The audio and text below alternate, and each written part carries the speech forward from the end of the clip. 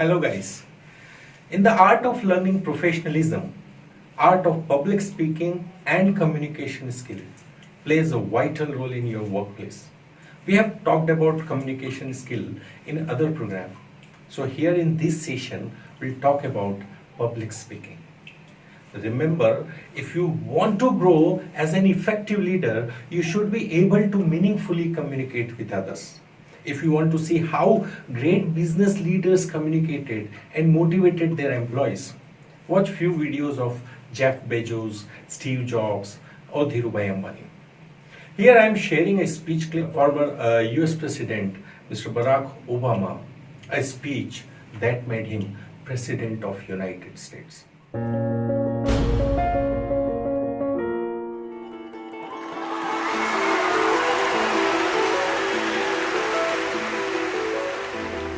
People were saying, I don't know who this guy is. I wonder why they picked him.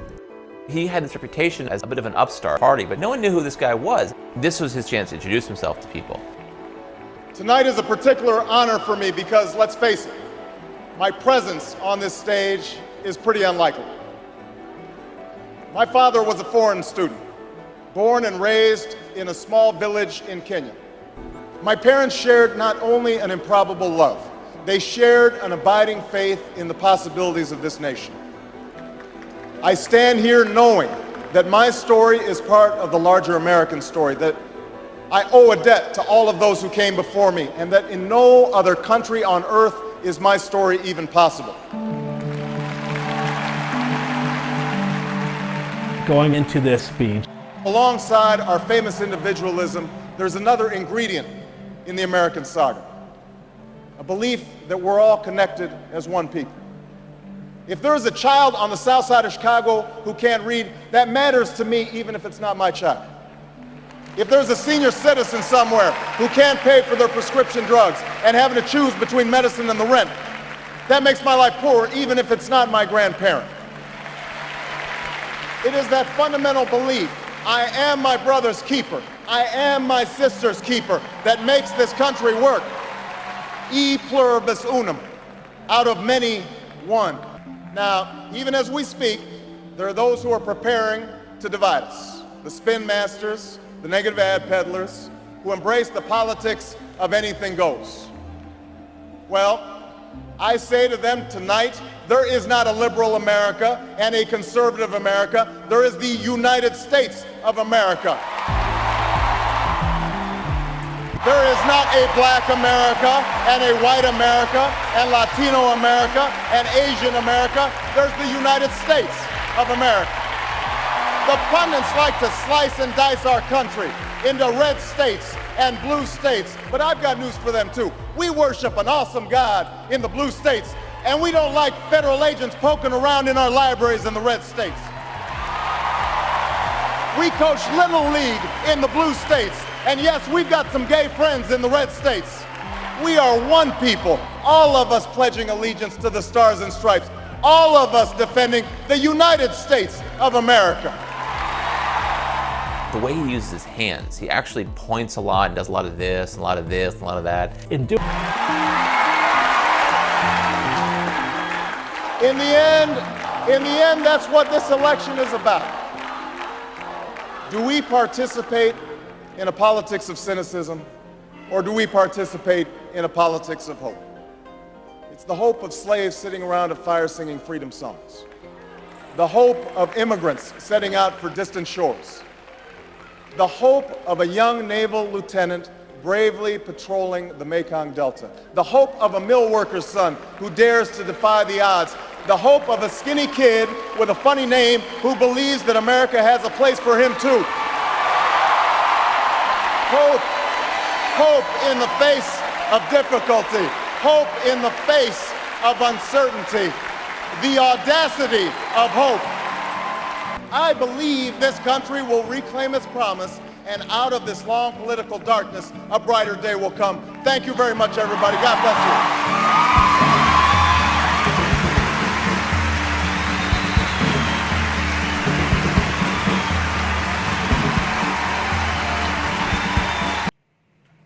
See, how beautifully he was able to articulate his ideas into others and convince them into his way of thinking. Guys, all great leaders have one thing in common, that all of them have possessed outstanding leadership and convincing skills. Here in this section, I'll share few of public speaking skills I learned from their lives. So, let's begin this session now. Guys, how often have you nodded firmly when you did not understand a word, smiled when your instinct was to scowl, or clapped enthusiastically at the end of a talk that nearly put you to sleep? In all these cases, you may have responded positively someday, but as the mechanism of good manners, only not from your heart, but your body and facial expressions told the whole story. As body language is also used as a mask to convey contrary feelings. And the people who practice themselves to control these feelings in public are always 2 steps ahead of others. The way you sit and stand, your gestures, mannerism, your facial expressions will say far more about you and how you are feeling at any given time than the words you are using.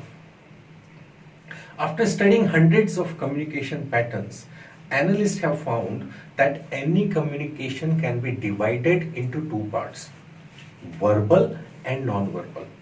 Where non-verbal communication is 60% of how audience responded to a presenter, that means majority of whatever you say is not communicated through words, but through your body and facial responses. A body language is a combination of facial expressions, movements and gestures that conveys what's going on in your mind. So it is important for you to practice strong and confident body language to fuel your speech. And to possess a confident and strong body language, here are some tips that may help you. Guys, working on body language is a way of improving personal presentation. Understand this by an example. When you concentrate on something rather hard, your expression may look troubled, when in reality you are not anxious at all, just absorbed. But here in this case, you do need to be aware that your physical self might send others a set of negative signals that you are not paying attention or getting bored or not convinced. So practice to hold a calm and comfortable body and facial expressions while you are dealing with different situations.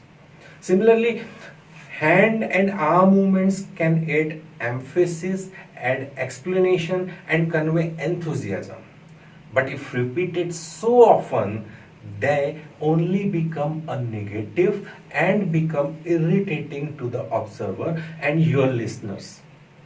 Your listeners can become so sidetracked that they no longer listen to the spoken word, and these negative signals can break down the communication process.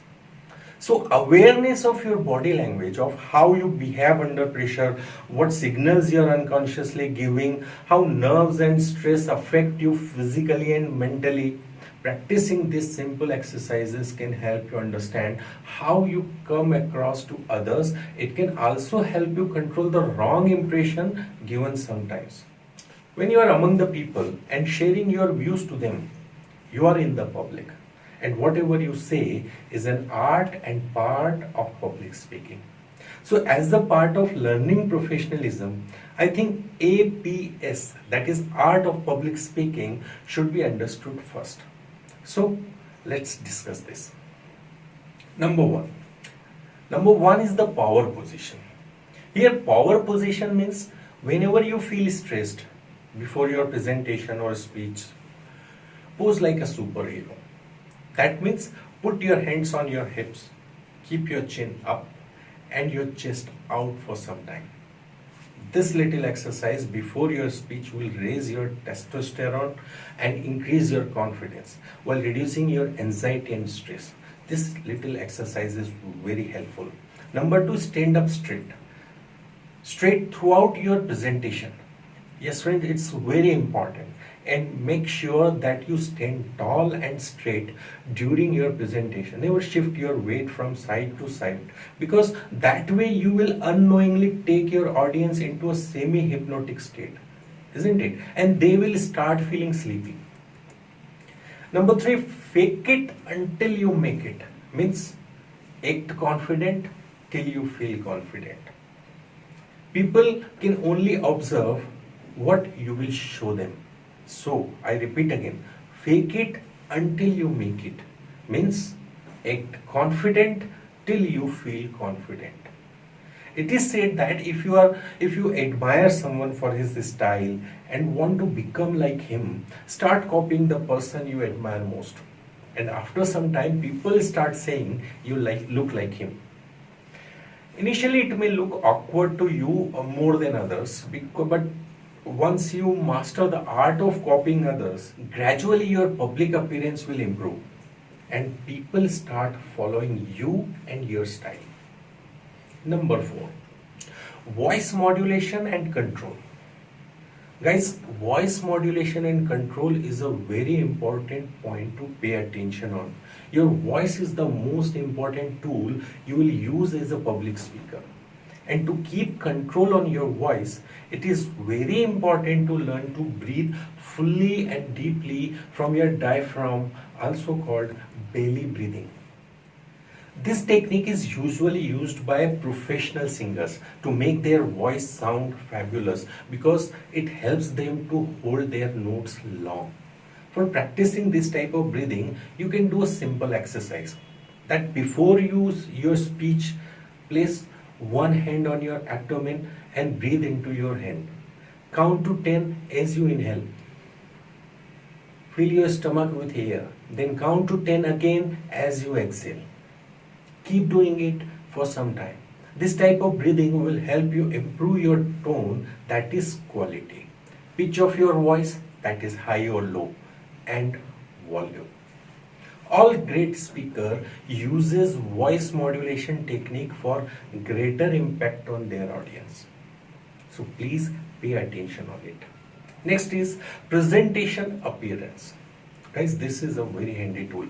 As much as you want the audience to like you, for your mind, people will make quick judgments based on your appearance. If you underdress, you are saying, I don't respect you. And if you overdress, you are saying, I am better than you.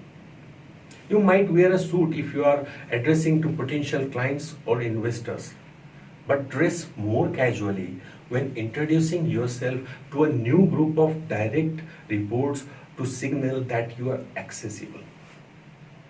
Guys, next point is stop relying on PowerPoint presentations.